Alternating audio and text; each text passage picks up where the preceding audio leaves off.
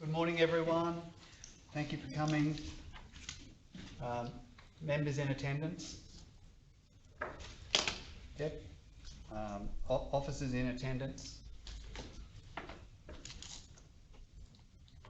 Apologies, leave of absence. Do we have any apologies? No apologies? Very good. The third item, Acknowledgement of Country. We're fortunate today to have Stephen Purcell, President of the Southern Tablelands Traditional Owners Alliance, who will be delivering an Acknowledgement of Country. The Southern Tablelands Traditional Owners Alliance is a group representative of all traditional owner groups in the Tablelands, and with a focus on community and social issues as opposed to native title issues. Also today we've got Laurie Padmore here.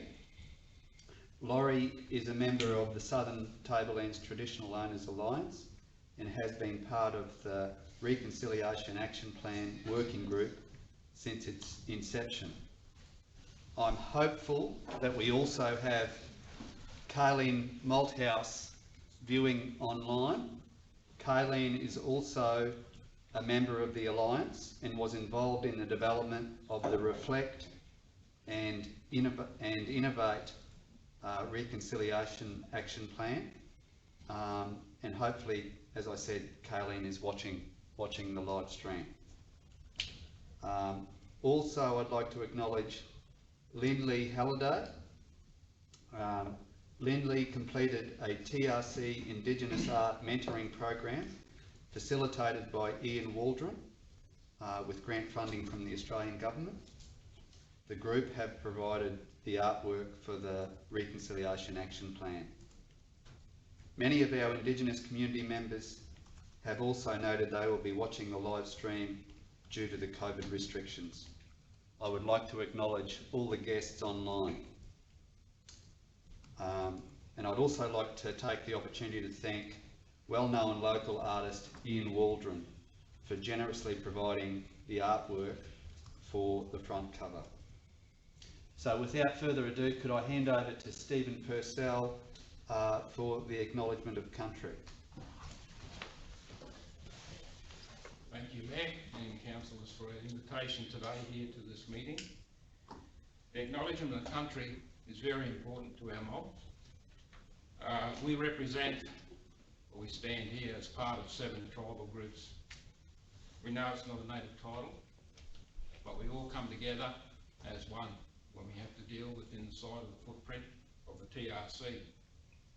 And in reflecting on that, if we take a footprint shape on where we take around the tablelands, we have Atherton, which is encroached by 2 tribal groups, Nudjinji and Tableland Yindinji.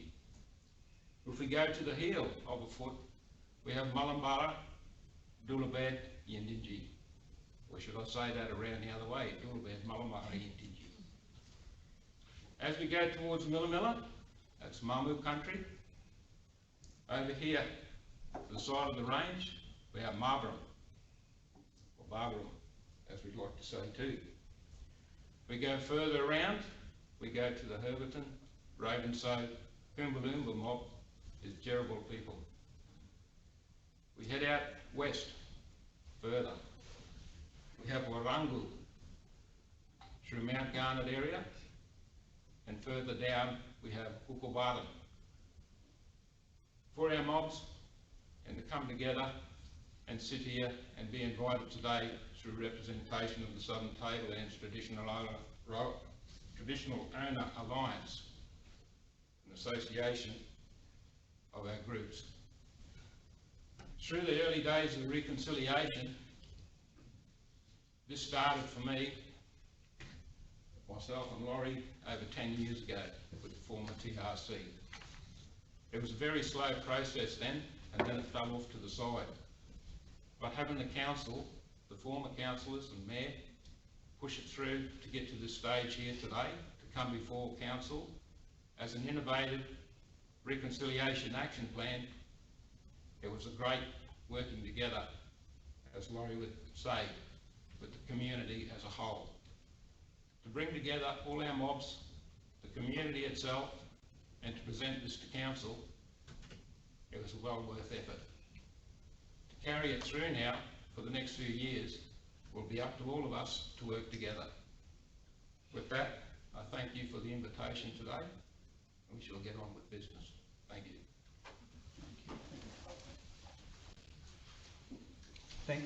Thank you very much, Stephen. Thank you very much, Laurie, for coming today. We really appreciate you being here. We'll endeavour to keep up the momentum we've created. We've got the Reconciliation Action Plan coming up shortly. Bereavements and condolences. Could I ask everyone to stand, please? We'll observe a minute's silence as a mark of respect for those residents who have passed away during the previous month.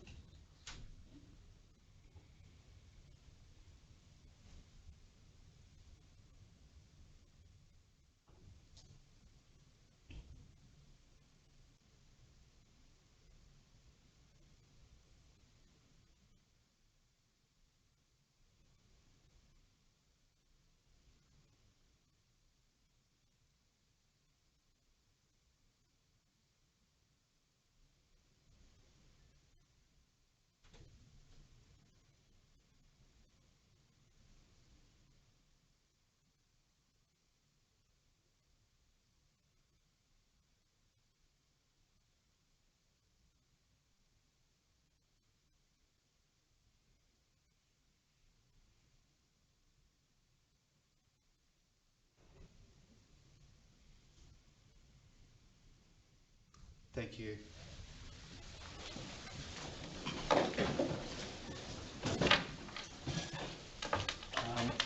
Item 5, declaration of any material personal interests / conflicts of interest by councillors and senior council officers. Councillor Hayden.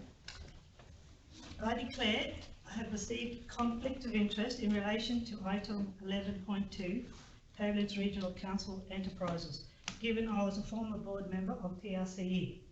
However, as I was a council appointed board member to the TRCE board and have acted in a voluntary capacity, and as I do not believe that being a former board member will inhibit my ability to debate and vote objectively in the public interest, I intend to stay in the room and participate in the discussion and voting in relation to this item. And I declare I have a material personal interest in item 16.3 TRCE or TRC 2020-08 traffic control, register of pre-qualified suppliers, as my son has employed the services of a contractor who has put in an interest in registering as preferred supplier, and my son may stand to gain a benefit or suffer a loss depending on the outcome of the council's consideration of this matter. I will be dealing with this declared material personal interest by leaving the meeting while this matter is discussed and voted on. Thank you, Councillor Hayden, and we'll deal with the relevant other item at the appropriate time as a council. Thank you. Any other declarations from our councillors or officers? No, thank you. Item 6, confirmation of the minutes. Do we have a mover and a seconder for the minutes of the previous meeting? Councillor Wills and Councillor Cardew. Thank you.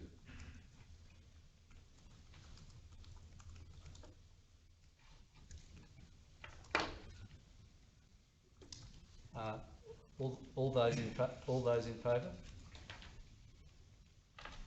Carried unanimously.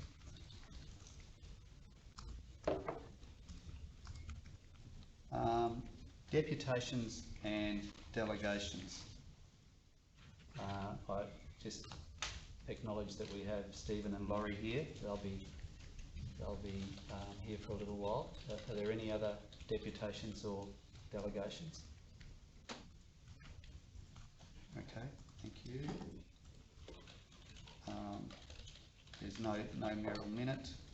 Item 9, business arising, actions out of the minutes of the previous meeting.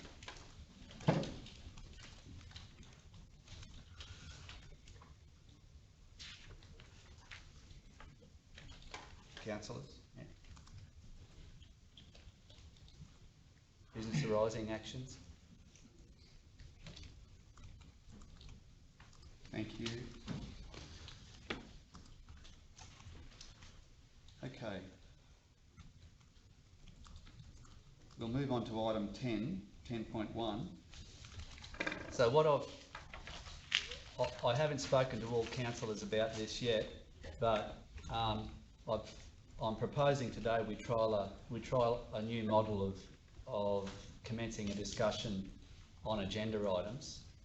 So what we've done in the past is we've actually had a councillor move the officer's recommendation, and then another councillor second the officer's recommendation, so that we can discuss an item. Okay, that's a little bit problematic because until we discuss the item, we don't know if we want to support the officer's recommendation. So having done a little bit of homework on the standing orders, I've found that we can actually use a generic motion, if you like, so that we can discuss the report, the officer's report. We can discuss the report. Once the discussion's had, we can then, councillors then can take an action either to move the officer's recommendation or to move an alternative or an amendment. So what I'm proposing is that the motion that we'll use for officer reports is that council receive the officer's report and open it for discussion. So we receive the officer's report and we open it for discussion. So I'll need could I get a mover and a seconder on that motion? Okay, Councillor Clifton and Councillor Hodge, and those in favour? Thank you, carried unanimously. All right, so item 10.1, councillors.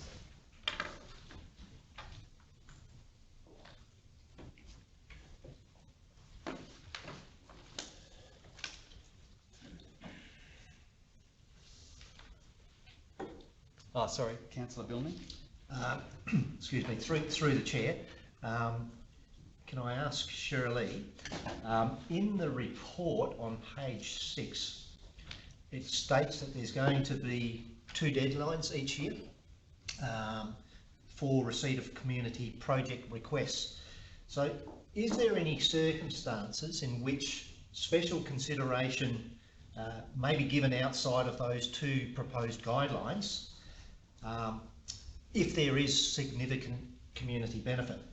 So if so, how will this need to be implemented in line with the policy? Thank you. Through the chair. Thank you, councillor. Yes, as noted in the report, there is 2 dates that the projects will be reviewed by council for approval. So that's at budget and at budget review.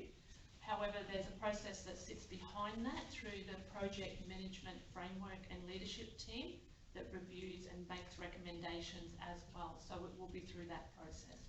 Okay. Thank you. Councillors, Councillor Clifton. Through the chair to Shirley, will there be, I don't see it presented here unless I've missed it, will there be a simple application form that community groups can use? Yep, so it's through the chair. Councillor, yes, there's actually a few different application forms pending the size of the project itself. Most projects are minimal projects, so it's a 2-page application form that you fill out.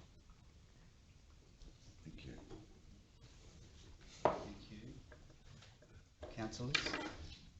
Any more questions, discussion? Councillor Cardrew? Yeah, through Chair to Shirley, are those application forms, have they just recently been amended, or are they ones that have been in place for some time?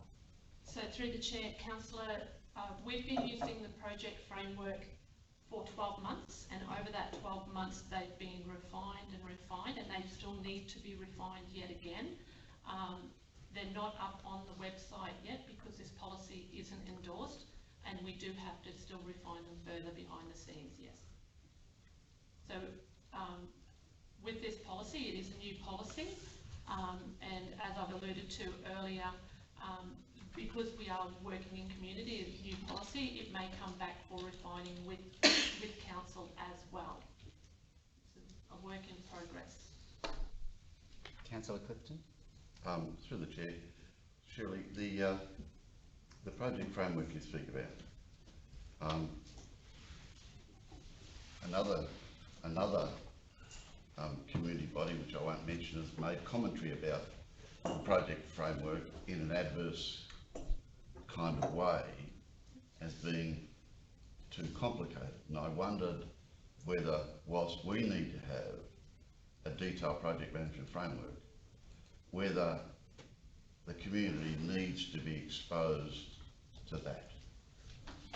Through the chair, thank you, councillor. With all projects that come to council, they're assessed on the risk associated with them and the size. I'm not sure of the project you're talking in terms of very large projects that may have a significant financial burden on council. That will be a larger process to go through, pending on what that project involves. Without noting a specific project, if a group comes to council, for example, to do a seat in a park, that's a very simple process to go through, and it's a one-pager, you know, as long as we know the site that they want to place it on, how much, whether they want council to donate that, or whether they want council to pay for that. So as opposed to a multi-million-dollar project, so it's the project plan has to be tailored to the project itself, so we can inform council to make the decision. So that is aligned under the project management framework. Does that answer the question? Supplementary question? Yeah, of course. Thank you. Yeah. I think the kind of processes that we need is a statement, if you like, and if you could respond to it. The kind of statement, the kind of process we necessarily need are not the kind of processes that our community needs necessarily. So that I think would be, I would like to see a definition, a definite line drawn between our processes and what they submit to us. I don't think it's reasonable to impose the nature of our workload upon them. We can ask them for the questions, ask them for the details, ask them to supply. They don't have the expertise we have. I don't want a situation where we give them our model and they fill it in. I'd like a comment from you on that. Councillor, through the chair, I guess with all projects that come to council, we need a process for those projects to come into council and to understand what those projects are. And this is what this allows us to do, this policy. So to talk you through that, if there was an example of a project coming in, people can get online or they can contact an officer and fill out the 1 to 2 pager. That gives council officers an understanding, one, of what the project is, because what we do find more often than not is when particularly community projects come in, there's not a lot of understanding behind the project and what they're actually trying to implement in terms of the costs associated with it, whether it's on council land or whether it's even a council project that needs approval. It may be another state department. So we do need that that guideline in place so we can assess and we can actually walk the community through that as well. Does that answer your question? No, it sort of, I acknowledge we need the information to help us make a proper assessment for council purposes, for our community purposes. But I refer to the recent project put forward by SAO, where it's a complicated project, a very detailed one, not multi-million-dollar project on the face of it, but one requiring a lot of consultation, a lot of negotiation, and a lot of hard groundwork. I don't like the idea of us imposing the mechanics of our framework upon them. Surely we ask a question, they then supply it in their own terminology, and we translate it into our framework. But the idea of our framework passing over the line to them, so you fill it in, is not something that I really think we should be doing in the interest of our community. Thank you, Mr. Mayor. In the perfect world, I'd agree with your sentiments, Councillor Clifton, and I think it's admirable to be supporting the community. Our reality is, we all know this as a council, we all know it as a community, is that we've got very limited resources. In the perfect world, people could apply and we would fund them. In the perfect world, we'd have enough resources internally to assess and develop projects on behalf of the whole community. Last financial year, from memory, I think we had 1,038 applications. We simply cannot do that level of work in preparing applications on behalf of the community. Because at the end of the day, somebody has to pay for it. And we've got a very clear message and a very clear mandate from council as an administration to cut costs. Otherwise, the ratepayers are going to pay for it. So that's the situation we find ourselves in. We have to try and look at rationalising the way we do business. So while I'm very empathetic and sympathetic to the community groups, we simply can't do all the work unless somebody's going to pay for it. And that's the harsh reality that council faces. Thank you, Mr. Mayor. Councillor Clifton. Just as I acknowledge that, CEO, I acknowledge that completely, but I think we're talking about the same thing. I'm sure that officers will only do what they have to do, and they won't overstep the mark. I'm sure that that the community will respond as best they can as well. It's just recognition of the fact that we have our processes and they have those. Thanks, Ben. Thanks, Councillor Clifton. Councillors, any other commentary on this one? Councillor Karji? Yeah, through the chair. Thanks, Bob. Shirley, I agree with everything being said. I think what Dave's trying to stress is that we make the form simple and easy, because the majority of those 1,038 applications are more than likely very minor.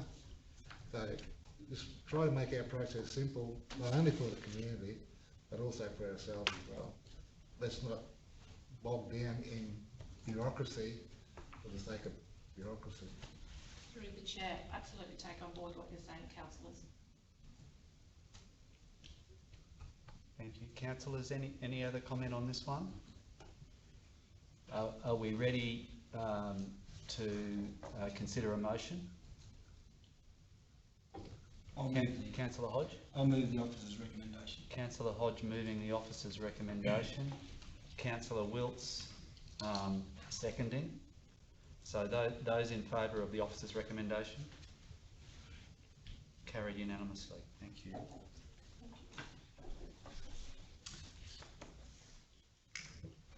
Okay, councillors, item 10.2, endorsement of the TRC Innovate Reconciliation Action Plan, June 2020, June 2022.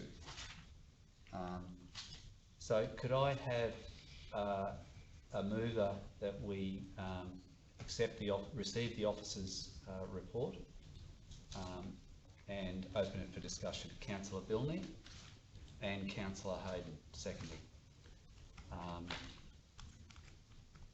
What I might do, councillors and officers and guests, is actually read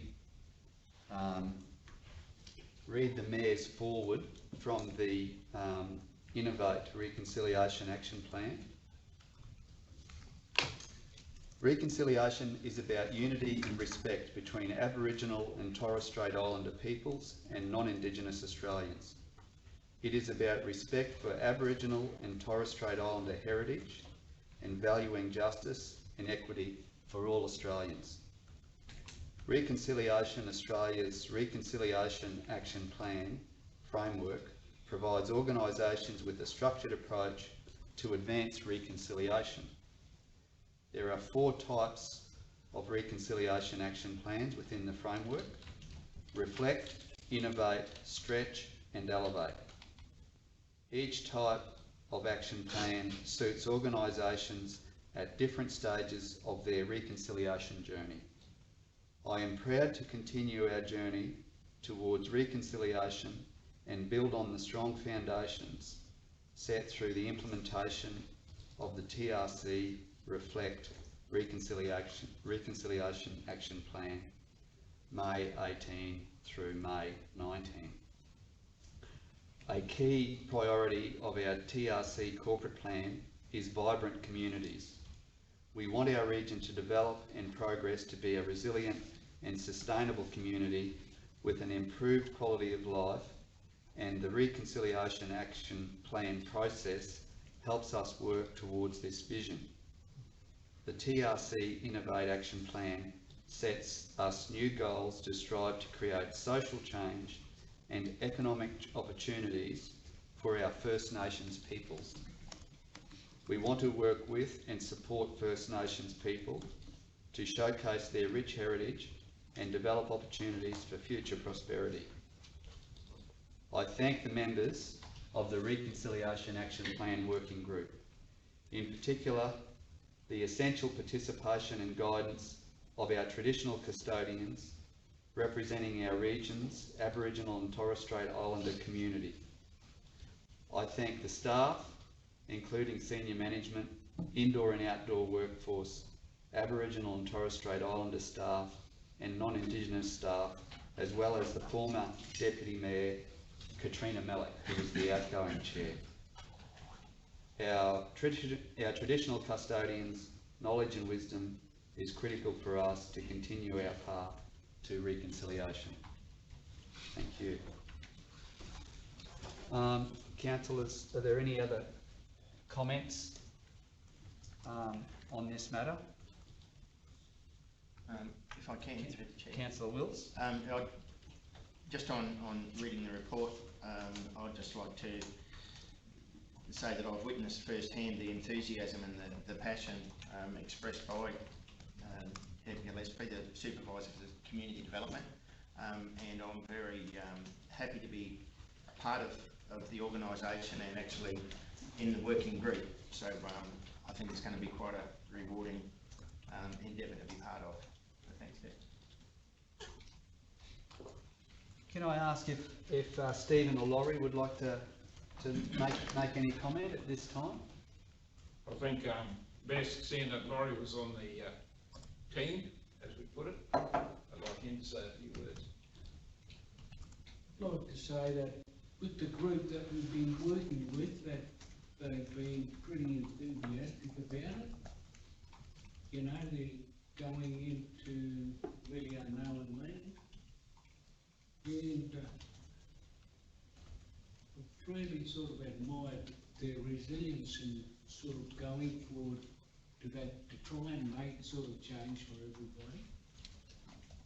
And I think one of my main things I'd like to look at probably in the future is that we have any cross-cultural type of programs, that they be consistent. There is consistency, not a one-off type of thing, because after it's gone, it's gone. That you probably have new workers that are going to come into during their term of office and this and that. And that if there's sort of consistency with, say, some of the officers, maybe even at the top level, all different top levels, all depends what it is, that it only can enhance what you're doing. Thanks, Laurie.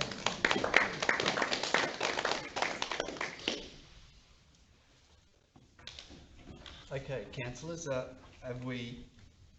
there any more queries or comments on this one before we move a motion? No, I don't think we can say any more than what you've said. Yep. All right. So, councillors, are we ready to move a motion? Councillor Wills. So, what would you like to move, Councillor Wills? Just that the officer's recommendation be endorsed and carried forward. Yeah, and do we have a seconder? Yeah, Councillor Clifton, seconder. Thank you. And those in favour? Carried unanimously. Thank you. Thanks very much, Stephen and Laurie. You're most welcome to stay if you wish, but if you need to go, thank you very much for coming.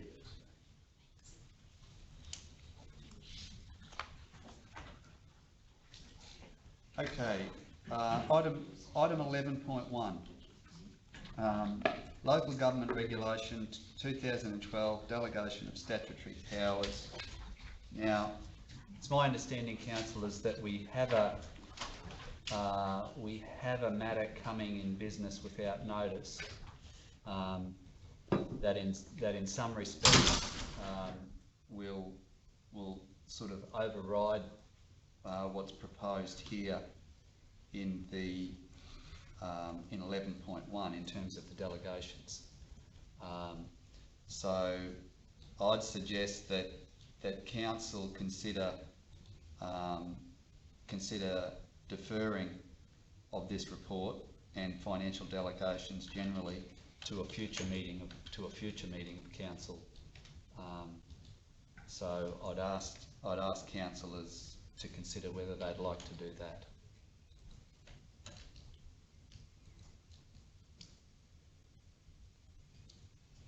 Would councillors like to defer it, or would councillors like to take a different path? Councillor Bilney? Yep, through the chair, I'm happy to defer to a later meeting. Okay. Again, through the chair, I think that there's a bit more groundwork and discussion to be had, and maybe a bit more of the legislation to be examined. I'd prefer to see it deferred.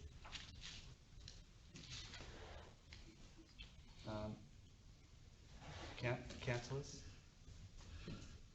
Councillor Clifton? I would agree to defer it as long as it's within the scope, and I know it's very difficult to make a response now, but merely to say within the scope of some of the wider issues that the CEO is addressing. I think it should form a part of that total package. Therefore, if we can't see those two things integrated together in our discussions later on before we come to the next meeting, then if we can't do that, then we might as well pass it down, pass and consider the amendments now, is my opinion. Thanks, Matt. Yeah. Mr Mayor, I can talk to that. Yeah. If it suits. Thank you. Yeah. Through you, Mr Mayor. One of the reasons that the Mayor and I discussed it before, and the Deputy Mayor, is to defer it, is so that it can be considered holistically. Personally, I don't like dealing with things in isolation. We need to see the big picture, and we need to see all the consequences of making decisions. there is, as the Mayor stated before, a motion coming up in business without notice requiring that all tenders, that is amounts $200,000 and over, are decided by council resolution, so they will come to a meeting and be decided around this table. If that is carried later today, the effect of that resolution will be to make the proposed amendments to this instrument of delegation redundant. Because at the moment, the CEO can decide or award tenders up to $1 million. If, as I said, the later motion is passed, this becomes irrelevant. And we need to look at delegations and financial delegations in more detail, which is going to happen in July when council considers the procurement policy. So as I said, I like to look at the big picture. The procurement policy will give us the big picture. So we really don't need to look at this today, assuming that later resolution, later motion passes, Mr. Nick. Thank you. Yeah, Councillor Hodge? Yes, I'm happy with the response of the CEO. I'm happy to defer this, and then we'll look at moving the other motion in businesses without notice. Okay. Councillors, any other councillors like to make comment? Okay, can I propose that that council defer consideration of this report and financial delegations generally to a future meeting of council? Can I move that? Yeah, Councillor Hodge will second that. Thank you. Those in favour? Carried unanimously. Thank you.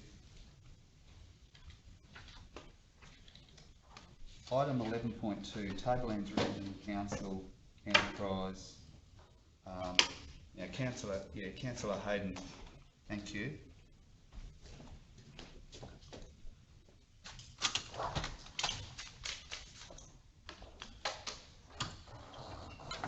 Okay, now my understanding is that Councillor Hayden's intention was to come back to the meeting if council thought that was appropriate. So councillors, can we have a discussion about whether we think Councillor Hayden can come back for the discussion and for the vote, or perhaps we want to break those things up, or I'll open it to the floor. Councillor Cardew? Yeah, I don't have a problem with Councillor Hayden sitting in on the discussion. Just a discussion? Is she able to vote? If we allow to. Yeah? Yeah. Yep, I'm happy for that. Yeah. Councillor Billney? Yep, through the chair, yeah, I'm happy to have Councillor Hayden attend the discussion and vote. Yes. She was appointed to that role through the council, yep. And I think she can provide valuable discussion further. Councillor Clifton? I would agree with Councillor Billy. I'm happy to have Councillor Hayden back and participate in the vote. Okay. Yes, I'm happy for her to come back to the meeting and discuss and vote on it. I probably need to take advice about if Councillor Hayden should move that amendment though. I'd be happy to move the amendment, but I think because Councillor Hayden has given us that sheet that there is an amendment, I think I need to take a bit of advice on that, whether it would be appropriate for her to move that amendment. It's really a decision for council through you, Mr. Mayor. Yep. As you can see on the board, option 3 is looking like the council's preferred option.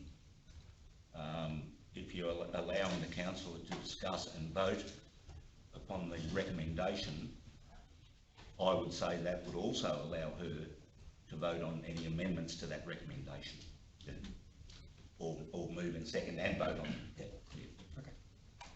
Okay. Yeah, Councillor Wilts? Yeah, through the chair. Yeah, I agree with Councillor Bilney. Councillor Hayden was appointed to the position. She didn't have any personal affiliation to it other than her responsibilities from council. Thanks, Councillor Wills. Can someone go and get an app for us, Councillor Hayden, please?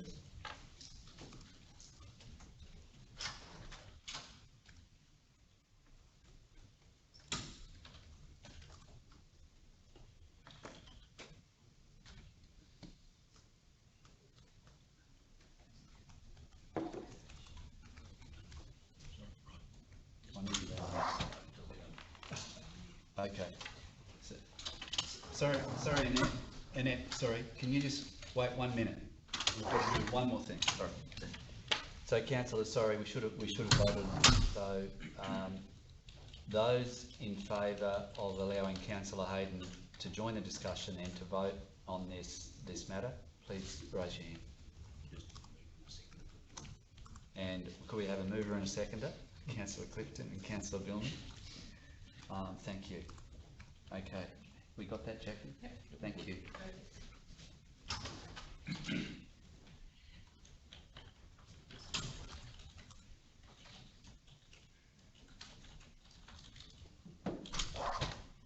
Apologies, Councillor Hayden.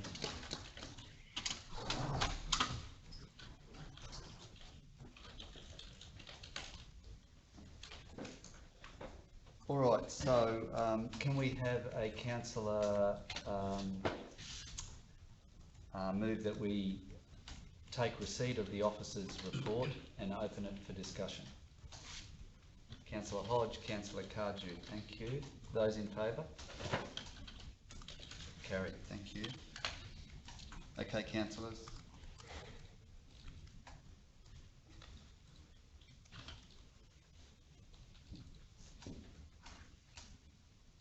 Oh, sorry, Councillor Billy, apologies. Yep, through the chair.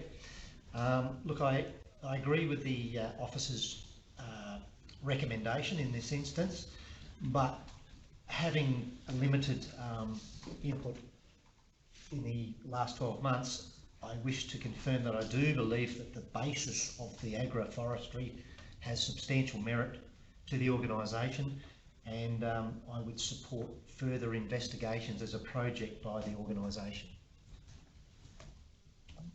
Yeah, Councillor Hayden. Thank you, Councillor Billy. Okay, I have some questions, statements and amendment I wish to bring to the table in relation to this item. The report states, quote, Council provided directive funds to TRCE through funding deeds totalling $285,000. This amount is in addition to the amount of salary, approximately $140,000, paid to the manager enterprise while he was employed of council from September 17 to August 2018. So this report is making it sound as if TRCE employed the manager enterprise, Mr. Mark Stein, the whole time, and somehow councillors were wrong in doing this from the start. The interview panel for the selection of Mr. Stein for the council position of manager enterprise could have spoken to council if they had reservations. The funding deed that staff wanted TRCE to sign was uncommercial and could not be accepted by TRCE or its directors. It provided that council would provide funds to TRCE, but that TRCE would have to give them back if council asked for them, even if they had spent it, which was wholly owned by council, and council knew TRCE had no free funds. It seemed to the directors that council wanted TRCE directors to accept personal liability to council for those types of things, which is obviously inappropriate given they were individuals and just trying to help council do what it had resolved to do. The report states, quote, a range of experienced and skilled staff of council all had difficulties in dealing with TRCE. Such difficulties include obtaining detailed information to undertake due diligence to protect council's interests, and in negotiating agreements that clearly set out the rights and interests of each party. The report refers to difficulties in dealing with TRCE. Can you please confirm, do you mean difficulties with the TRCE CEO, Mr. Mark Stein, or difficulties with the TRC board directors? And how did staff seek to resolve these difficulties and convey them to the TRCE board to address their concerns? Can I ask the CEO to respond to those last couple of questions about the difficulties, where they were coming from? Certainly, Mr Mayor. As it's clear, it's at officer level. Officers don't deal with the board of TRCE, and I think it's a bit of a long bow to draw any criticism of the TRCE directors from this report. The difficulties were, and always were now, not have been, with the former CEO of TRCE, who was evasive, who did not provide information to council officers to do due diligence, among other things. So I'm very clear on that. The issue is at officer level, between council officers and the officer of the enterprise. There's some other corrections, Mr Mayor, that I think I need to make to the council as opening remarks, if I may. Yeah, please go ahead. Councillor Hayden, and no disrespect, but you said the funding deed provided by council was not executed. That is incorrect. There were two funding deeds executed between council and TRCE. One, and the first one provided funding up to $150,000. The second funding deed that was executed by all parties provided funding of $50,000. The agreement that wasn't executed was an agreement called a proposed projects agreement, which set out, as Councillor Hayden rightly noted, the rights and interests and expectations of all parties. Now, the enterprise refused to sign that, even though, as a council, we had an obligation to execute an agreement limiting our liability to the amount that we agreed to fund. Now, the enterprise never accepted that proposition.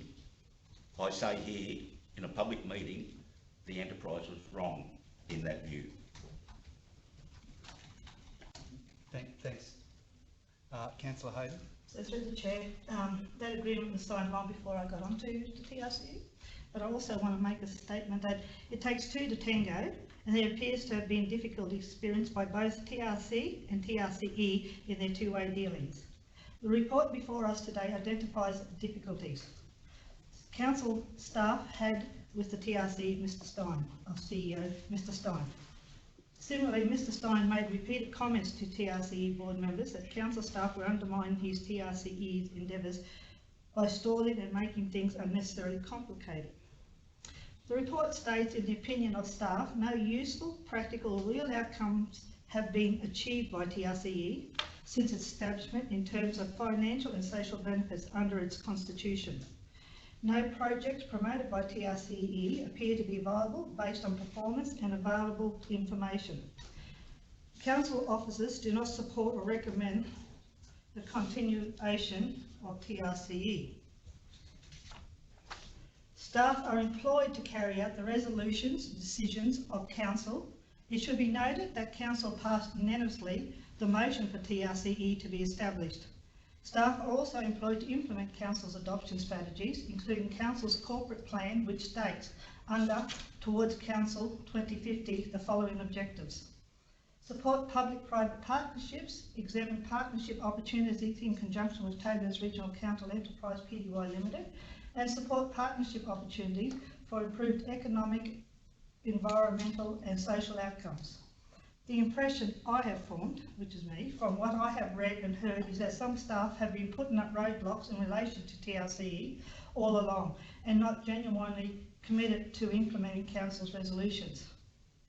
Further, serious concerns that have been raised in relation to Mr Stein's performance. And lastly, TRC has also had multiple board members in a relatively short period of time. It seems that TRCE has always had a headwind and rough seas as opposed to smooth sailing that should come from a genuine partnership.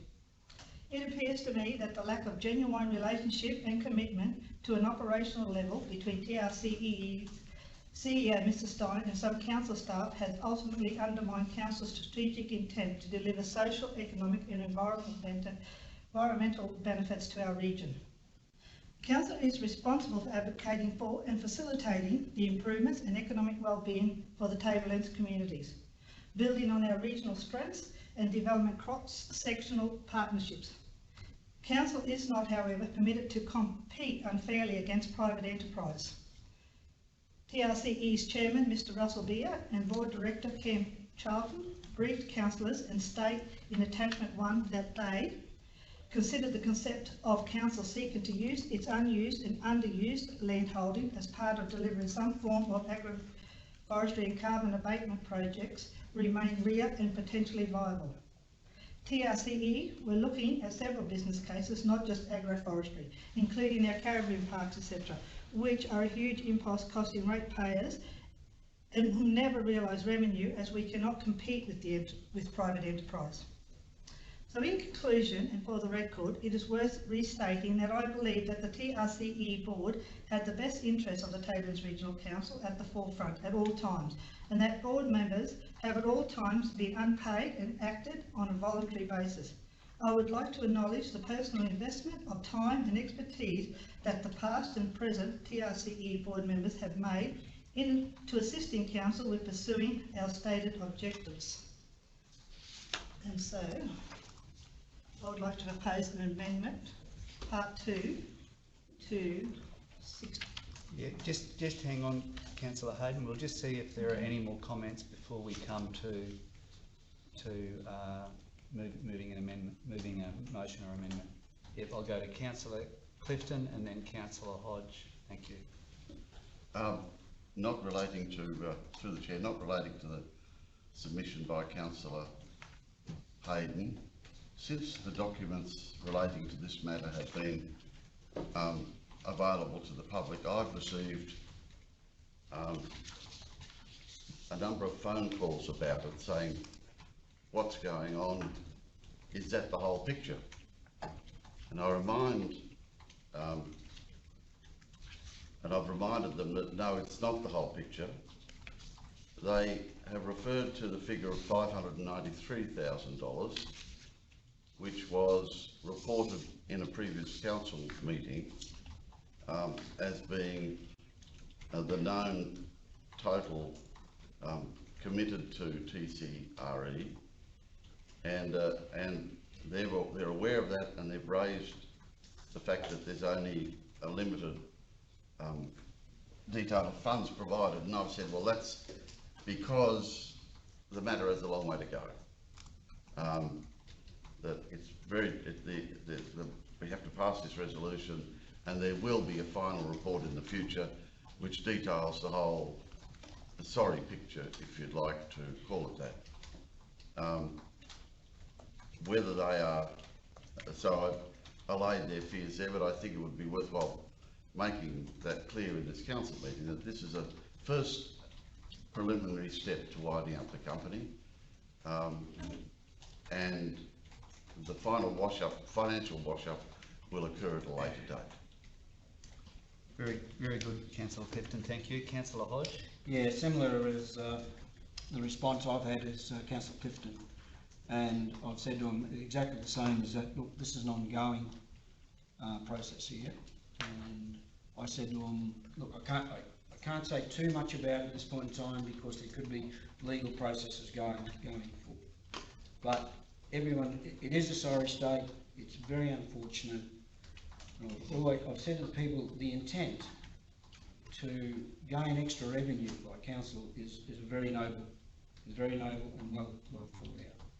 It is just, it's just a shame of what happened, and as we were told by Mr. Beer and Mr. Carlton, and as you see in the report, it all fell down through a shame, and it's unregrettable. That's all I want to say. Thank you. Mr. Mayor, make a comment. Yes, we'll go to the CEO. Thank you, Mr. Mayor. I refer to comments that cast aspersions on council staff by Councillor Hayden, and I don't believe they can go unanswered. Any attempt to vilify council staff, to cast aspersions on their work or their intentions, is totally unfounded. I have worked closely with the staff. The ethics, the probity and the governance of the staff is to be commended. When staff ask for details on a project that council is committing significant public funds to, it is right to do due diligence. It is right to ask questions. When you receive an answer that says, trust me, we're all on the same side, that to me and to a range of experienced staff and experienced external advisors, including legal advisors and economic advisors, is simply unacceptable. So, Mr. Mayor, I commend staff for their work and I reject totally any effort to cast aspersions on the work of the staff. Thank you, Mr. Mayor. Yeah, noted. Thank you. Councillors, are there any more discussion before we try and move forward with a motion on this one? Councillor Clifton.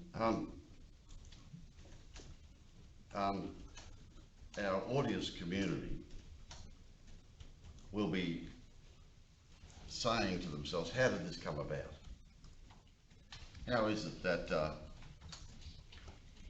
some men of the standing and propriety of Mr. Russell Beer and Mr. Cam Charlton should get caught up in this project, and Mr. Russell Beer in his statement says inevitably TRC is on the nose with councillors and no doubt elsewhere, and it's hard to argue that that is unfair or inappropriate. So Mr. Beer, a man of Russell Beer's standing, is saying that it's on the nose, and that's fair enough. That doesn't answer the question of how it came about. How did it come about that we employed a person who brought almost $600,000 worth, as previously stated in a council meeting, of ratepayers' money to dissipate? How did we recruit this bloke? Where did it go wrong in terms of the decision making? CEO Owen has just said that and I agree with this, that the staff were handed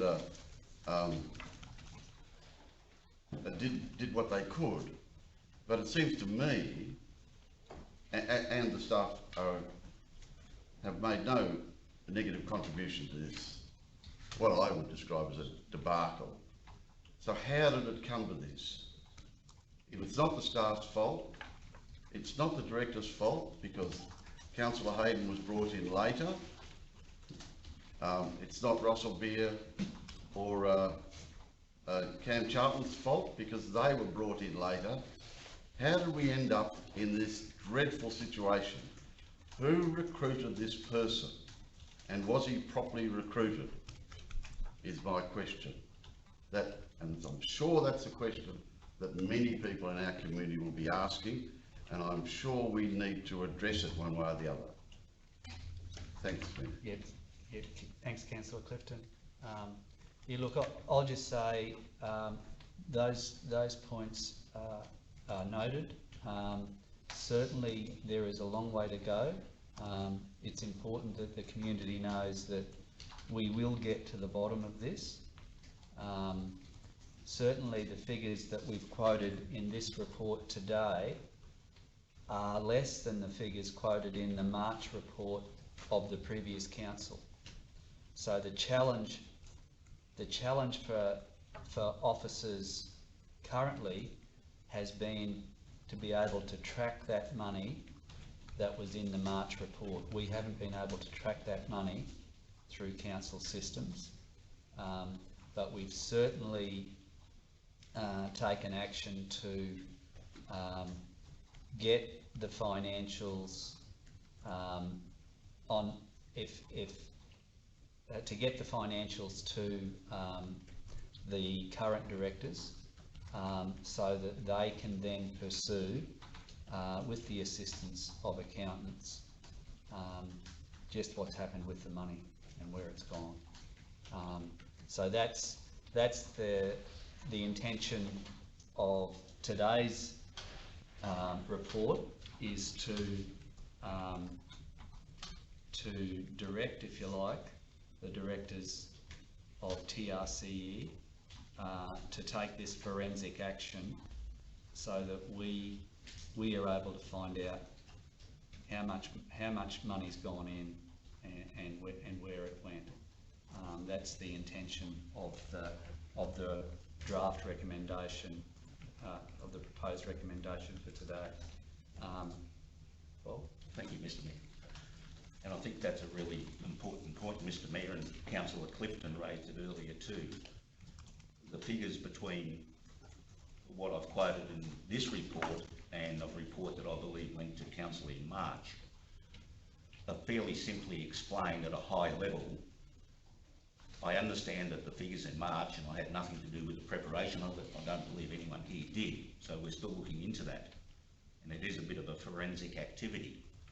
But the figures quoted in March included funds spent by council internally on things like drafting the funding deeds through lawyers, drafting the proposed projects agreement through our lawyers, having an independent body of economic consultants look at some of the TRCE proposals to see if they had legs or not, do some due diligence.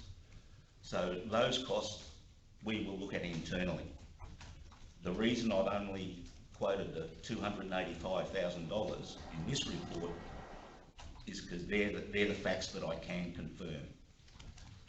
We still need to do the forensic work from council side, but the enterprise also needs to do a lot of forensic work. We've looked at their accounts, again, at a very high level. We don't have access to bank statements. There are missing invoices. There's a whole range of gaps in the accounts and the paperwork. We are currently bundling up what we've got, providing it back to the directors of the enterprise, and they will refer it to their accountants, Grant Thornton, so we can get a final accounting and a final look at the books and how they're sitting. That's really important, and I can't stress the importance of that, because to deregister the company at the end of the day, the directors of TRCE need to sign a declaration under the Corporations Act certifying certain things. Without that work, they won't be in a position to sign any declarations. Myself, as the sole representative of the sole shareholder, council, also needs to sign a declaration. I would not be willing, with the state of affairs as they are, as we know them at the moment, to even put pen near paper to sign a declaration of that type. So this report today simply indicates council's intention to commence that process. When we get to a stage that we're satisfied we can sign declarations, a full report will come back to council, and council will make the appropriate resolutions at that time. So this is very preliminary, and there's a lot more work to be done. So there will be more information made available to the public in due course. Thank you. Thank you.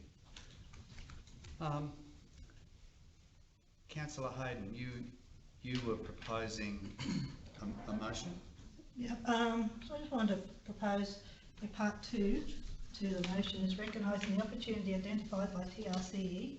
Council commit to processing the agroforestry initiative and carbon abatement project to realise the financial, social and environmental benefits anticipated from this initiative for the Tablelands region, and request a report from the administration regarding how to achieve this outcome. So just a point of clarification, Councillor Hayden. So you're presenting an amendment to the recommendation in the report, Yep. Is that right? So number 1 there is basically the recommendation in the report, and number 2 is your amendment or addition. Yep. Yep. So we have, Can I explain? No. Well, that explains it all. I think it does explain it. Yeah. I think that explains it, Councillor Hayden. Councillor Clifton. Hang on, we've got a mover. Do we have a seconder for Councillor Hayden's? Could I just have a bit of advice, please, Mayor? Do we have to put the original motion first, because Councillor Hayden is saying she wants to make an amendment? How can she make an amendment? It's okay. Look, I'll take advice from the CEO, but I believe what Councillor Hayden's trying to do is okay in terms of process. She's got the officer's recommendation as the first part. She's added the second part herself, and she's proposing that as the recommendation. She needs a seconder. So it's my understanding that she can do that. Well spoken, Mr. Mayor. Thank you. I'd be happy to second that. Second the amendment. So Councillor Clifton is seconding Councillor Councillor Hayden's Hayden? amendment. Yes? Yeah. So we've got a mover and we've got a seconder. So councillors, would you like to talk to that that proposed motion? Councillor Cardew. I'm not supportive of the amended motion. I think it just adds a little bit more complexity to an already complex situation. I think the opportunity to address the agroforestry intents and moving forward in that regard can be dealt with at a later stage. So I won't be supporting that motion. Thanks, Councillor Cardew. Councillor Bilney. Yeah, through the chair, just want to reinforce my initial comments that I believe it is a fairly substantial opportunity for the organisation, and I think we should be pursuing. Mr. Mayor, can I just make a comment? We'll go to Councillor Hodge and then to you. Thank you. Yes, I won't be supporting the second part of it. I agree with Councillor. I think it just, we need to deal with exactly what is in front of us and not try and put something else in with it. I would love to, I would support that at another time if Councillor Hayden wants to put that at another time, but I'm not going to support it today because I think it just muddies the water a little bit on what we're trying to achieve here. Thanks, Councillor Hodge. Thank you, Mr. Mayor. Mr. Mayor, I've said it on numerous occasions and you'll hear me say it many more times over the foregoing period. A good decision is an informed decision. In my view, part 2 of the amendment makes some assumptions that councillors do not have the information in front of them to rely on. It says that it recognises the opportunity. Councillor Hayden may have some inside information to make that statement, but I don't believe that the other councillors looked at all the pros and cons behind that amendment to be able to make a decision. Now, whether council supports it or doesn't support it, in my mind, is not the issue. It's whether you have the information to say yes or no. And I could speak more about the programs that council's doing internally, but I don't believe now's the time. I believe if council wants to look at that, there should be a separate report deciding whether it's a good idea or not, and not assuming, as this amendment does, that it's a good idea. Thank you. Councillor Wills? Just briefly, yep, agree with those comments and with Councillor Hodge. Totally commend the thought process of looking at a new direction, but I think that the matter that's before us at the moment is past and the amendment sought is future. And I really don't think that we can, at this point, meld the two of them. I think it should be a separate article totally for a later date.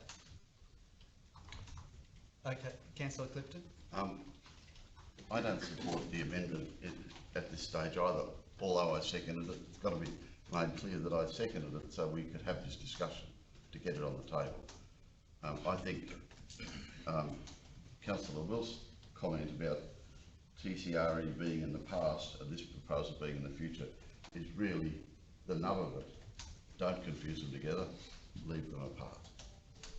Thanks, Councillor Clifton. Councillor Billney? Sorry, through the chair. Just part of that amendment to that motion actually states and request a report from the administration. So I think if there's any fears of what this project's all about, that would be allayed in that report. Through you, Mr Mayor, with respect, Councillor Billney, I don't agree because of the words following the word administration regarding how to achieve this outcome. So there's a predetermined position that we are going to achieve that outcome, and it's only about how we achieve it. I would say to you that it's an issue for council to consider whether or not that outcome is worth achieving once you get full details. Councillors, are there any other discussion before we put this one to the vote? Okay, those in favour of Councillor Hayden's amended motion? Okay, so that's Councillor Hayden and Billney, 2 for and 5 opposed. So that's defeated. Councillor Hodge? Yes, Mayor, can I move the officer's recommendation, please? Do we have a seconder for the officer's recommendation? Councillor Wilts, thank you. Would anyone like to talk to the officer's recommendation, the current motion? Okay, those in favour of the officer's recommendation? Carried unanimously. Thank you.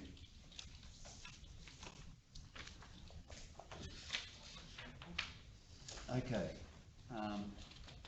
Item 12.1, fees and charges. Can we have a mover and a seconder to accept the officer's report and open it for discussion? Councillor Billney. Seconder, Councillor Cardew, thank you. Councillors?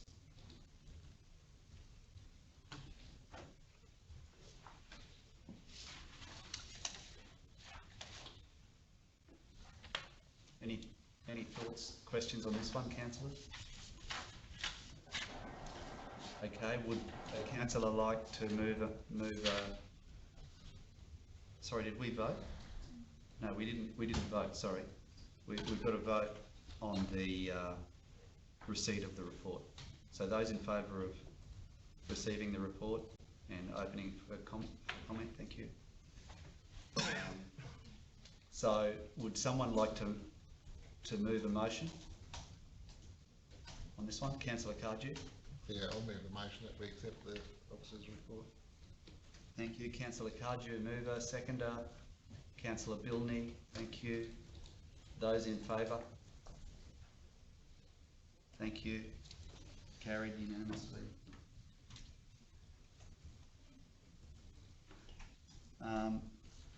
12.2, Financial Report, May 2020. Can I have a mover, please, to receive this report? Councillor Hodge. Seconder, Councillor Billney, thank you. Those in favour? Councillor Hayden, are you in favour of this? Thank you. Yep, so that's unanimous. Comments, councillors? Questions?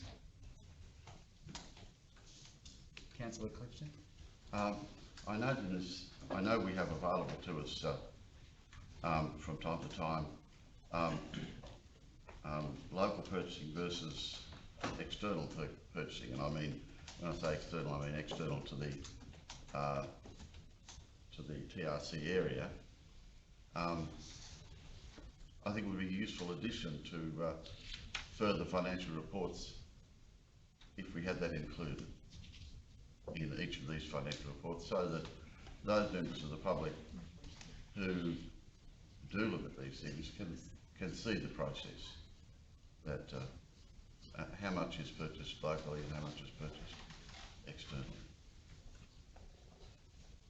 I don't know whether that requires a motion or a comment which the CEO might care to relate to, but would be I see it being a reasonably easy inclusion in future reports. Yeah, I will defer to Erica if that's okay. Thank you, through the chair. This graph at the end that has the local detail has been included for some time and will continually be included as part of the monthly reports. I'm sorry through the chair. I can't. It's the last graph on the finance report. What what page? Attachment 3 through Mr. Mayor. On page 106, I believe. Through the chair, my humble apologies. So it's Erica, been included in the past, and not having a woman's look. My apologies. it's been there, just. All right, thanks Councillor Clifton, thanks Erica, thank you. Okay, Councillor Hodge, then Councillor Bilney. Just a quick one to Officer Erica there. In your report, you've got the extra 3.3 million in the early drags payment. Is that would be on top of our budget? Is that correct? So what we had for the budget is for the financial year, but what the impact that we had prior to this payment was that part of what we budgeted for this financial year was actually accounted for in the last financial year. So we were short prior to this payment, but now this is what us up. So providing the payments continue on that same type of schedule, an early payment each year, it accounts for that budget for the year. Councillor Bilney.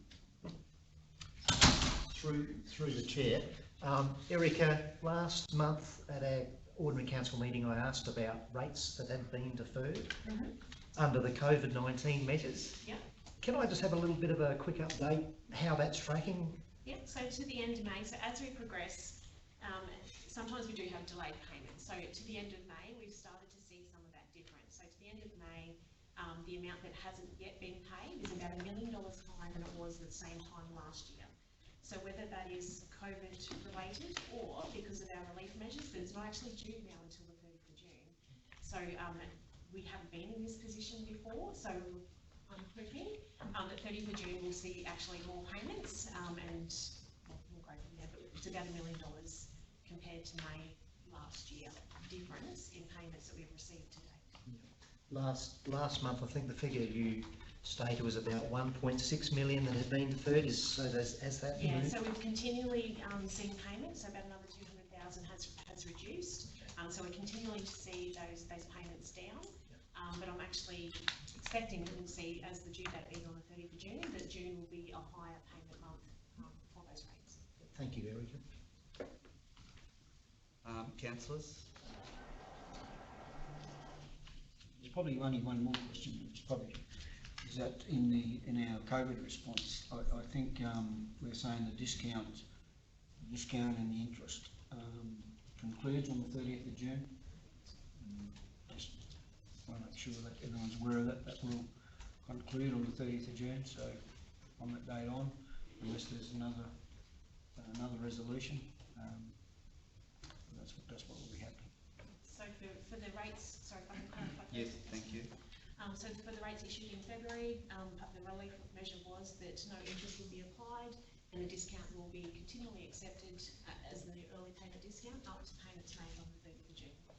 Anything outside of that for the February notice will continue to earn interest after that date. If it was a balance that was due prior to the February notice, that still incurs interest in the way. Thank you. Thanks very much. We might just wait for Councillor Tardew to come back in. Any more questions or comments, councillors? Okay. Would someone like to move a motion on the financial report, May 2020? Thanks, Councillor Bilney. Yeah, through the Mayor, I'd just like to move a motion that Council do receive and note the financial report for May 2020. Thank you. Seconder, please. Councillor Wills. And those in favour? Thank you. Carried unanimously. Thanks, councillors. Look, can I suggest we just take a small adjournment, maybe 10 to 15 minutes? So yeah, could I move a procedural motion that we have a break from 1 to 6? And I don't need a seconder, but yeah, those in favour. Thank you, carried. Yeah, we'll have, maybe 15 minutes the most time. Thank you.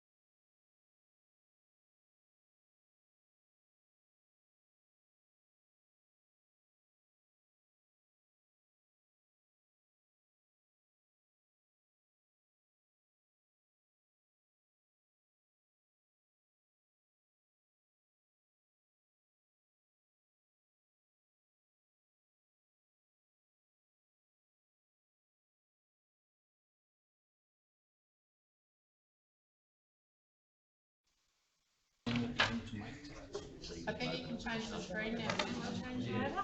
I don't think it'll affect it. Yeah, that's okay, we just couldn't hear it. Yeah, no, that's okay. So anyway, that delegation. What else have we got here?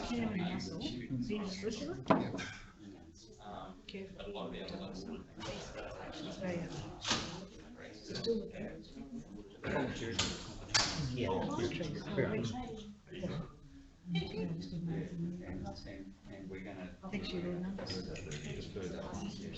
I take a photo? Yeah. Cool, okay. Thank you very much. You can do all my reports. Okay. Because it was pretty. Thank you. Coming out of closed. Yeah.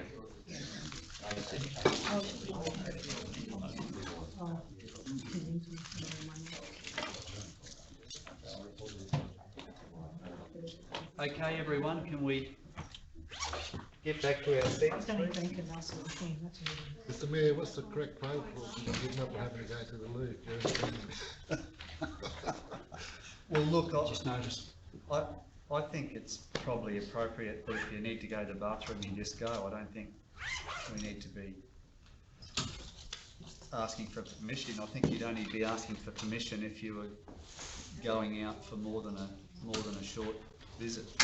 You know, if you're going out for an extended period, we'd need to know, but if you're going to the bathroom, I don't know, I don't think we need to. Well, technically, the standing orders, you've got to ask for permission, so you better be nice if you want to go to the bathroom. Well, look, We need to amend our standing orders. I think we do. I mean, we used to do that. We had that in our standing orders before too. I don't know whether it's necessary. Look, So that- It is noted that they can't. you just noticed it. We recorded in the minutes. You know, Only if it's reduced below the level of a quorum.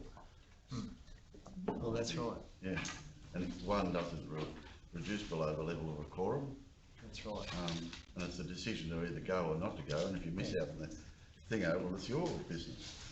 We're not recorded, are we?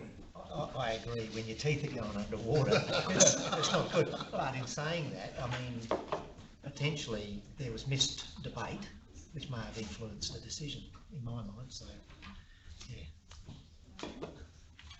Oh, look, before we reconvene, I mean, do we think we should be asking permission to go to the bathroom? No, I don't think so. What's the consensus? That's old school, then. Annette, you got a view on that one? Do you think we should be asking permission to go to the bathroom? No? Have we got a vote on it then? Well, look, no, we can amend the standing orders, but I think you might be on your lonesome there, Dave. Oh, I don't have a view, I don't particularly, but I'm just thinking that we're all meant to be here Yeah. as part of the debate, and I'd be interested to see what the legislation actually says about it. I don't know, I don't have a problem, but. I'd like to think the legislation doesn't go that far down. Yeah, but they might just have a short pause for 5 minutes, I don't know. No, it's not covered in legislation, it's all covered in whatever you want to have in your standing orders. So can we, at some stage, amend our Yeah, standing Bob and I are working on them now, Oh, good. on the standing orders, so they'll come back for adoption once we've had a play with them, yeah. All right, can we reconvene the meeting, please? Jackie, thank you. Yeah, it's Do we need a motion to do that? no, I just put a time in. Thank you. All right, thanks everyone. Let's hold on to motion. All right, item 12.3, minutes of the Audit Risk Improvement Committee. Can I have a mover to receive the officers' report? Councillor Cardew and Councillor Hodge, thank you. Those in favour? Yeah, thank you, carried. Okay, councillors. Councillor Hodge? Oh, no, all happy with the report, of course, Councillor Clifton and I are on that committee, so that was our first meeting, so it was very interesting, so it's the first one, so looking forward to the rest. Thank you. Yeah, it was Yeah, Councillor Clifton? largely a meeting of, being the initial meeting of exchanging handshakes and you know, meeting each other to sort of plan the future. So I'm happy with the outcome of the minutes. Okay. All right, councillors, do we have would someone like to move a motion? of course I'm on the committee, so. Yeah, I'll Yeah. move that we accept the officer's recommendation. Okay, councillor Cardew moving the officer's recommendation. Do we have a seconder? Councillor Bilney. Those in favour? Yep, carried unanimously. Thank you. 12.4, communication and community engagement. Can we have someone to receive the officer's report? A mover, Councillor Cardew and Councillor Wilts. Thank you. Those in favour? Yep, carried unanimously. Okay, councillors.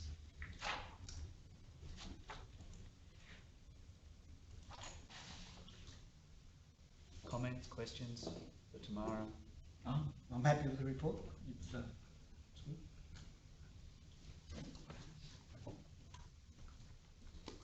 All good? Okay, do we have a mover of a motion? Councillor Hodge would like to move the officer's recommendation. Move the officer's recommendation. Do we have a seconder? Councillor Bilney. Those in favour? Carried unanimously.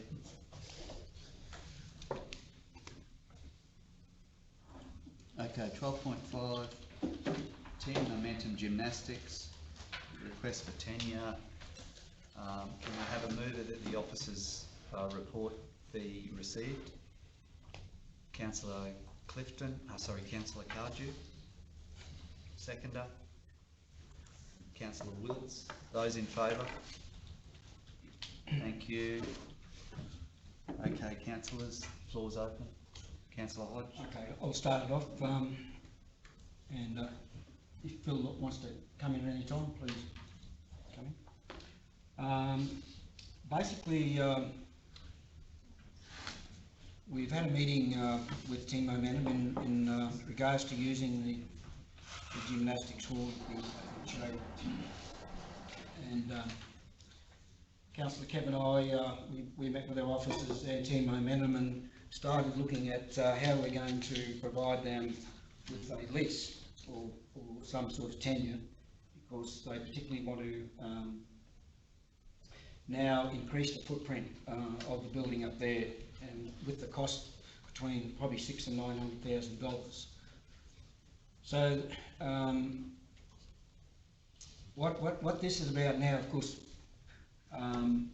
this is about a licence to occupy, which sort of threw me a little bit in the first instance. But talking with officers, the reason why they're issuing a licence is that so they can have some sort of tenure to be able to modify the building up there. They want to put in two pits where the young gymnasts can land onto the foam, so for safety reasons. So, and as well as having that there, they can have competitions, national competitions or state competitions. So basically, that's in a nutshell. We do have to look at, we'll have to look at section clause C, where it says they're not allowed to do any capital expenditure at the moment. So I'm going to have to, we're going to have to, in the discussions now, revise that, because to do the work on the floor is going to be more than $5,000, which then becomes a capital expense. The foam is probably between $20,000 and maybe $30,000, but that's not a capital expense. But the modifications will be at a capital expense. So I need to ask Phil how does he want to either remove that or just take the capital side out of clause C. So that's it in a nutshell at the moment. Yeah. Before we go to the officer, any other comments? Councillor Cardew, then Councillor Bilney. Yeah, look, I just want to support what Peter said. I believe that having the restriction of including capital improvement or excluding capital improvements needs to be removed, because it doesn't take much work to get over $5,000, which is considered minor modification. So I'd be looking to amend item C, so that they can do capital work improvements with the prior written consent of council. Thank you. Councillor Billney? Through the chair, morning Phil. By only providing a 3-year licence, does this impact on the club's ability to extend in the future? For example, they wish to if they want to undertake modifications, but have to make a separate application to do so. This may be restricted with the amount of licence timeframe remaining. So that may put council in a position where they can't actually commit to that application because of restricted timeframes. Is that? Yes, so if I can deal with the first point around the capital improvements question. So I guess the difficulty with this proposal as we received it wasn't put through council's project management framework to assess the value of what the works were. So at the time it was just, there was the minor works, which was considered fairly low risk, so the modifications to the building. Then there was some works proposed longer term, which we knew were going to be more significant. In terms to Councillor Hodge and Councillor Cardew's point, I don't think it really detracts if we remove those words, so the excluding capital improvements, because there's still provision there for council to provide consent in any event, which sort of leads on to Councillor Billney's point about the major capital infrastructure, I guess. The proper process, irrespective of the tenure, would be for council to consider the proposal to make modifications on its land through the project management framework, because it is going to have an impact on council's asset base. It is going to increase council's depreciation liability and those considerations. So really the tenure sort of supports the use, I agree, and ordinarily the clubs do seek some sort of permanent tenure to allow them to apply for grants.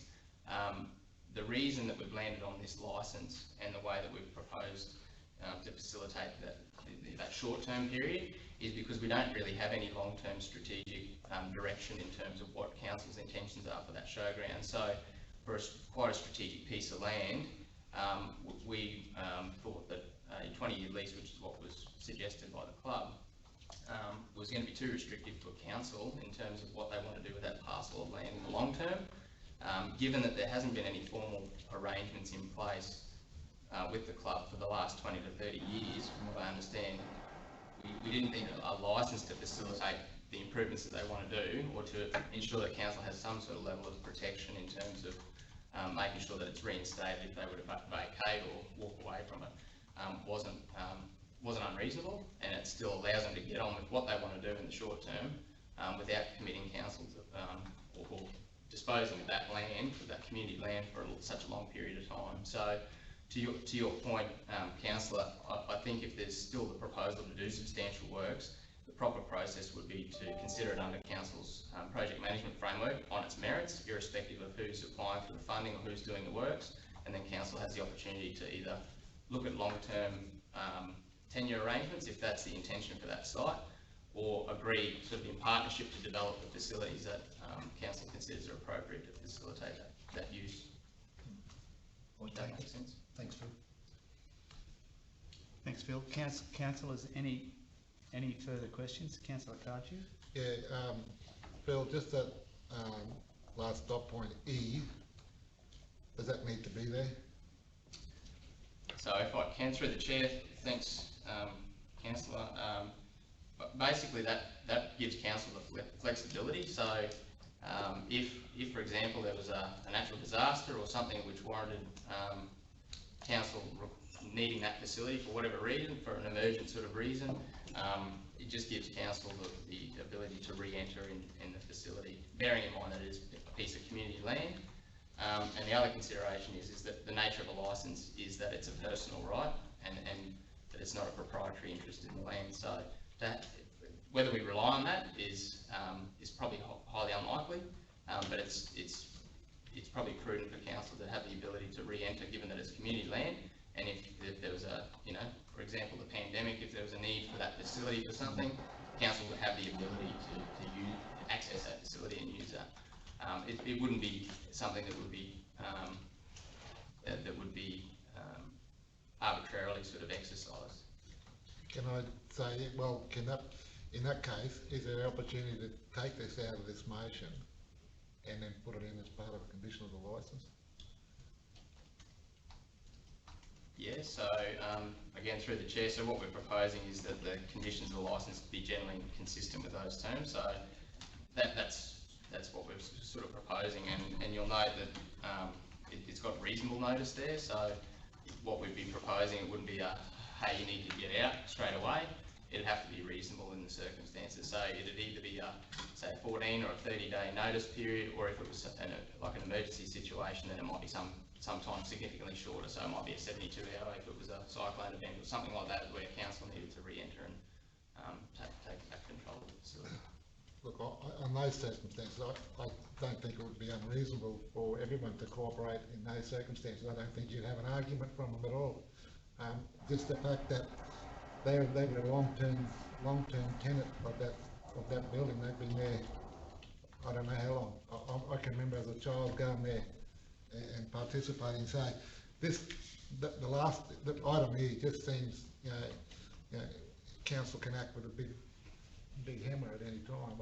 I think it's just a given that if we needed it as an emergency, or you write it in the conditions of the lease, of the licence, it doesn't have to be in the recommendation. Yeah, look, I suppose, I guess to that end, I mean, by very nature, is a licence would be, you know, it's revocable by council. The thing, by having a provision in the agreement itself, it just saves any argument down the track to say whether council is or isn't entitled to do it. It's not about swinging a big hammer and saying, hey, we're going to come in and take over. It's more just to have it explicitly in the agreement. So when we're looking at drafting any sort of contract, the clearer it is, the better it is for all parties concerned. So if that's the intention, or if council wants that level of protection, then it would be prudent to include that in there. Councillors? Yeah, Councillor Clifton? I think those sorts of, every time you pick up a sort of a set of conditions or try and read them on the bottom of a document or something, it all says on the bottom, we may do whatever we want to, whenever we want to and how we want to, and it leaves out sort of, we can do everything, we can sort of shoot you if we like. It doesn't say that, but sort of infers that. So it would be nice to be able to use terms like after discussion, may revoke, rather than, which is not that sort of thing. It's fairly, it's not, doesn't reflect a community emphasis. It reflects the idea that whatever else we say, we've got the final power. Now, and never practically works like that. So why say it?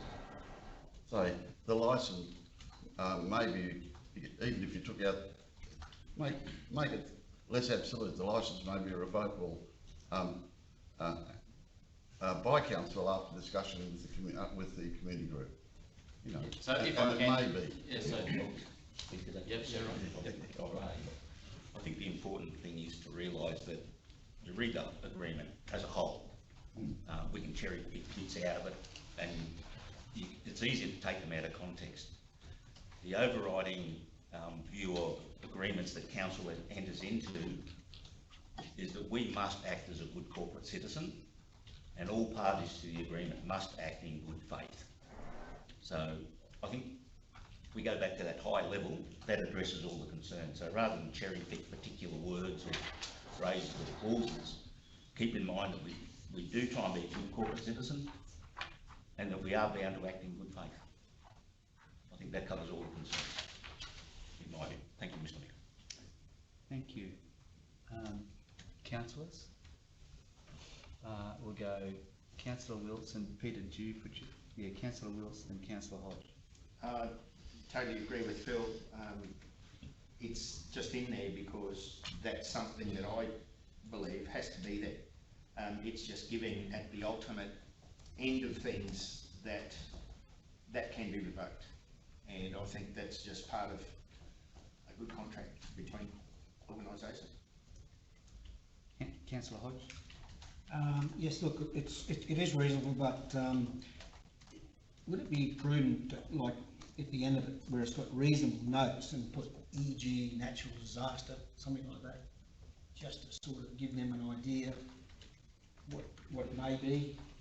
So if I can, through the mayor, I just want to clarify, this line here is not going to be the wording that's contained in the agreement per se. So we've got a general delegation for the CEO to approve, and we've already got dozens and dozens of licences out there which have a similar provision to this, which basically provides that in an emergent situation we can either re-enter on 72 hours notice, or if in all other circumstances it might be a 30-day or a 14-day, depending on the type of facility. I mean, if it's something that council's unlikely to need for a disaster, then there's no point sort of saying that we need to re-enter onto a tennis court or something, or a sporting facility that's not going to be required for that reason. So I just want to clarify that revocable at will is just a term that's used in reference to a licence where it may be revoked by the licensor. So the wording's not necessarily going to be what as written in that item E.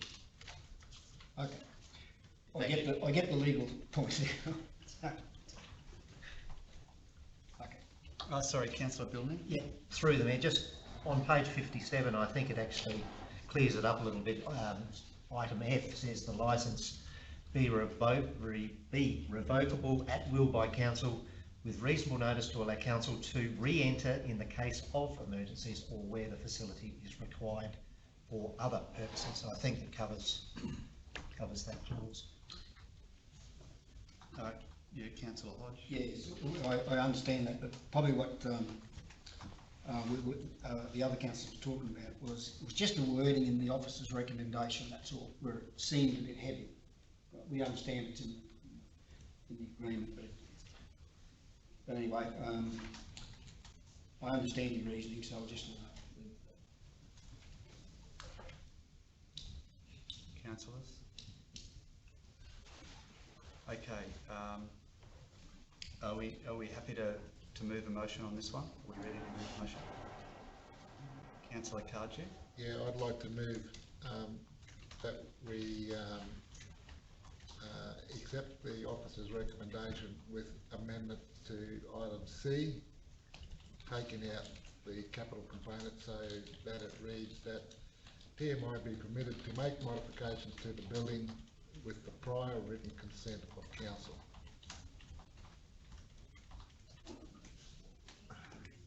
Do we have a seconder? Councillor Hodge? Thank you. Those in favour? Yeah, carry unanimously. Thank you. Thanks, Bill. Okay. Infrastructure Services 13.1. Water Strategy. Hang on, before you go, I'm just making sure I've got this right. So the rest is there. Policy is all there except for those 3, 1 and 2. Sorry. Okay.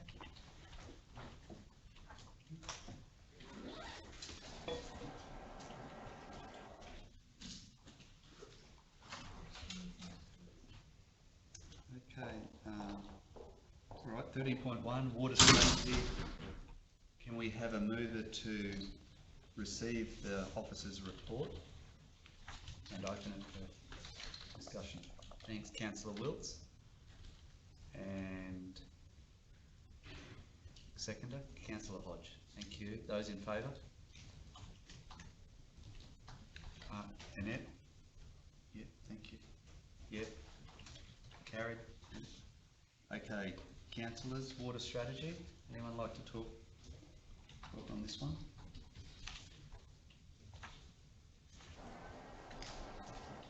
No, we've had lots of discussions on the water strategy over the last month, so I'm just happy to. Okay. Would a councillor like to move a motion on this one? Councillor Hodge, you would like to? The officer's recommendation. The officer's recommendation, moved by Councillor Hodge, seconded by Councillor Wiltz. Those in favour? Carried unanimously. Okay, and we are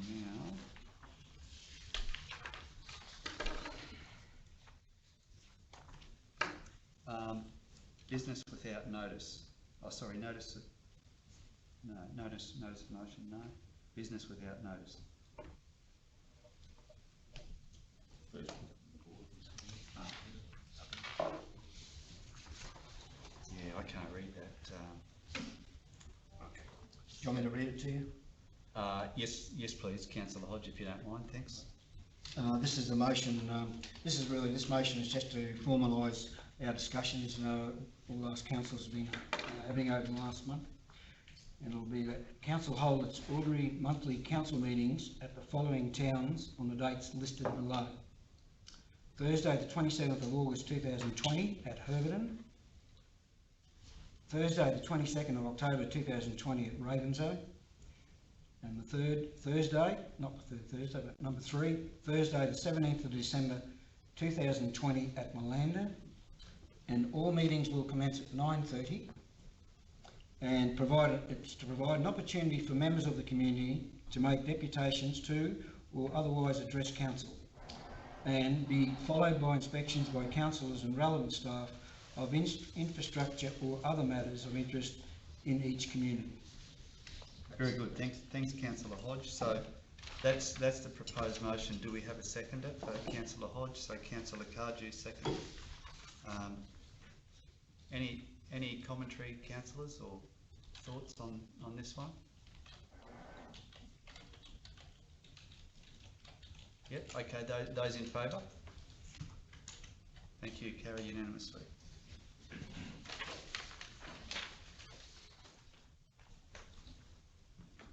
Okay, business without notice again. Do we have any other business without notice?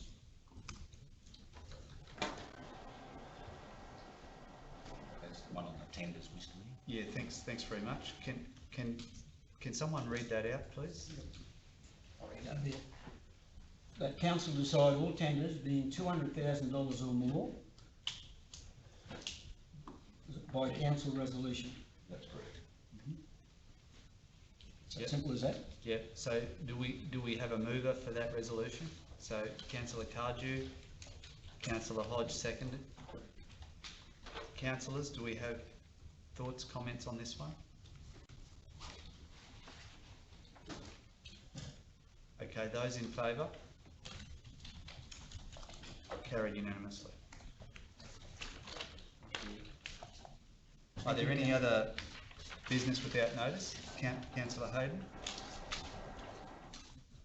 Proposed temporary road closure, part of County Highway, abutting the southern boundary of Lot 24 of CP 90276 over the locality of Inner Hot Springs. The council lodges an objection in writing with the Regional Service Director, Department of Natural Resources, Mines and Energy, in relation to the proposed temporary road closure of part of the Kennedy Highway abutting the southern boundary of Lot 24 on CP 90276 locality of Inner Hot Springs, and shown as Lot A on drawing CNS 16/023BP as published by the Queensland Government in Gazette Volume 384, number 16 on Friday the 15th of May 2020. Thanks, Councillor Hayden. Do we have a seconder for that motion? Councillor Wilkes, thank you. So, Councillor Hayden, would you like to talk to this? Oh, Yeah. not really, I just was disappointed that we didn't get to see this before this, that's all.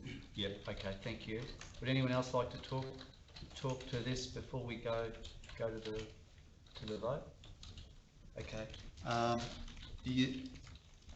Is it through the CEO? Is it necessary that we say this has got to be done today, Bob? I think today's the deadline. Mr. Mayor, we'll take it, given the letter's prepared, signed, and it's ready to go. Fantastic. As soon as this is carried. Fantastic. So, yeah, Councillor Cardew? Just to clarify things, do we need to see on the map the bit that we're referring to, or are we all satisfied that we know what we're talking to? Yeah, look, I'm personally satisfied. I did see it the other day, but I'm not sure if all councillors did. Did all councillors see this parcel of land that we're talking about? Yeah? I'm pretty sure it was that part running along the highway. Yep. Correct, yeah. Okay, sorry, Councillor Clifton. Is it worthwhile for the minutes to record that the nature of the land and what was proposed to be done with it. It's, as I understand it, a main road reserve which people have applied to close off to the public and make it difficult for entry into the springs and in our hot springs, particularly for handicapped people. I refer to Councillor Hayden. Yeah, Councillor Hayden. Thanks, Councillor Clifton. I don't think we know what they intend to do with it, so I don't think we really should be statement. Like, what you're saying? What you're saying? I know what they're doing with it, but to me, are we going to say that what the people who are opposing it, what they intend to do with it, or is the reason why I want it closed is so I have it open for the public and visitors and tourists to be able to park it and use that area? I just didn't quite hear the whole Yeah, look, I think Councillor Hayden, the question was about what's the potential impact to the community if this parcel's quarantined. So through the chair, it actually is, it will stop people being allowed to park there and have be able to walk over the bank to go to the hot water. So sorry, I didn't hear your question. I thought you said why, and I couldn't. Yep. So yeah, so it actually restricts people from parking and accessing the hot water from that area. Very good, thank you. Councillors, any more on this one? Okay, those in favour of motion? Annette? Carried unanimously. All right, is there any more business without notice? Very good. Okay, it looks like we've reached the confidential component of our meeting. Now we need to move a motion to go into confidential, and my understanding, the reason we're going into confidential for all these items is that there are contracts proposed to be made by council on these items that we're taking into confidential. So that's the reason for confidential. So could I have a mover that we take all these items left on the agenda into confidential? 1, 2, 3, 4 items. Councillor Bilney, Councillor Hayden, those in favour? Carried.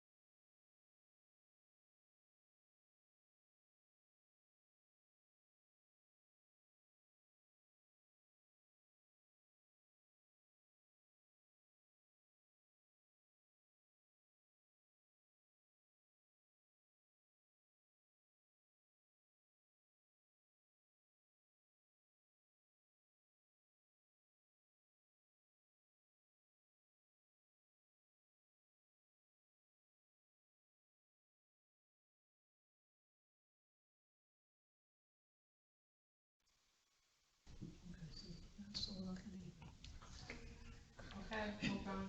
That's right, we lost the screen. Next 4 years.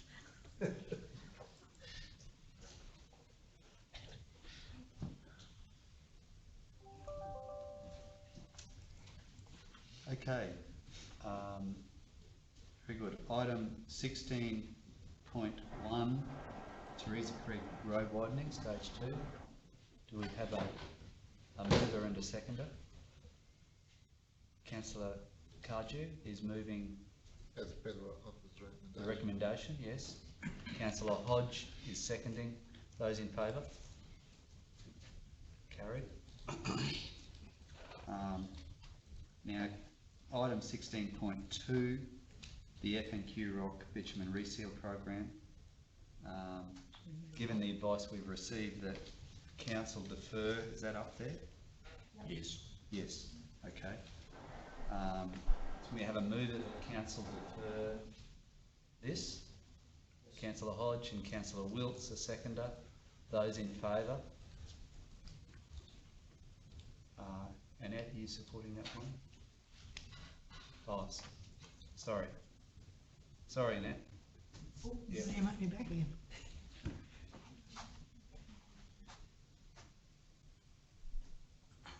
That's my fault. Yeah, I should have picked that up. Sorry, Annette. Okay, so, yeah, that was everyone except Annette, huh? On that one? Did you vote on it? Did you for or against? Yes, unanimous. It wasn't Annette. Tell she was meant to go for. Annette was going to leave the room. It's for the next one, not for this Call me one. back. Oh, for the next one. It's the next one. It's the next one, You've got okay. to- so one step there. So you're ahead of me. Oh, I believe that. All right, so, okay, so that was unanimous? Yes. And, yeah, now we'll go to 16.3, traffic control. Councillor Hayden has left the room. Okay, councillors, would someone like to move a motion here? Yeah, Councillor Hodge. I'll move the officer's recommendation. And Councillor Wilts. Item 16.3. Those in favour? Yeah, carried. So six of us, thank you.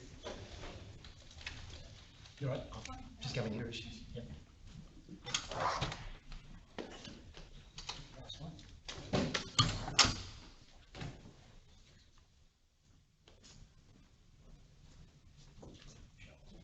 Okay, item 16.4, supply of cleaning services, public amenities.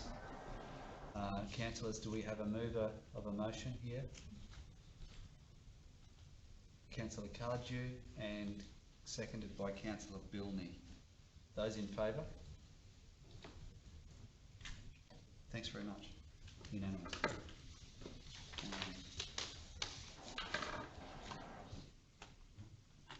Okay, that's it, I think. So, do we need to, next meeting, do we need to say anything there? I think I asked this last time. No, on board. It was 9 AM on Thursday, the 23rd of July, Mr Mayor. Okay, well, very good. I declare the meeting closed. Thank you very much. Thank you. Thank you. So I invite you, all your councillors, to come down the pub for a beer. Online. Approving the Online. contracts.